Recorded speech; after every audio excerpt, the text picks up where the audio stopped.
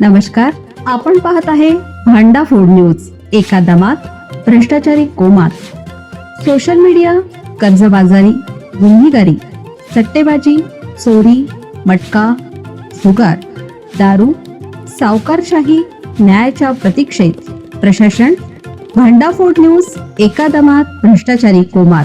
कवठेमहांकाळ तालुक्यात आपत्कालीन सेवेसाठी असलेली 108 रुग्णवाहिका सध्या अत्यंत दुरावस्थेत.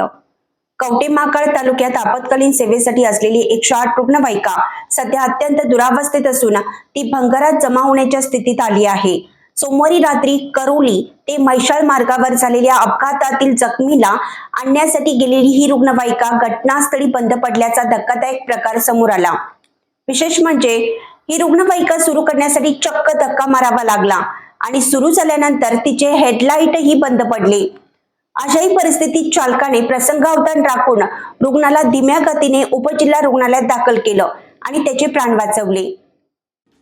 मिळालेल्या माहितीनुसार या रुग्णवाहिकेने आतापर्यंत सुमारे 5.5 लाख किलोमीटरचा प्रवास पूर्ण केला आहे. गाडीचे इंजिन पूर्णपणे थकले असून बॅटरी आणि इतर तांत्रिक बिघाडामुळे ही गाडी वारंवार दुरुस्तीसाठी जात आहे. महाराष्ट्रात उत्कृष्ट कामगिरीची नोंद असलेल्या या रुग्णवाहिकेचा वापर कवठेमहांकाळ तालुक्यात सर्वाधिक झाला आहे. मात्र सध्याच्या घडीला या गाडीची अवस्था पाहता ती रुग्णांना जीवनदान देण्याऐवजी त्यांच्या जीवावर बेतते की काय अशी भीती व्यक्त होत आहे. प्रशासनाचं दुर्लक्ष आणि नागरिकांचा संताप. सोमवारी रात्रीच्या घटनेत रुग्णवाहिकेचे हेडलाईट बंद असतानाही चालकाने जीवाची बाजी लावून रुग्णालयात पोहोचवलं. याबद्दल चालकाचे कौतुक होत आहे.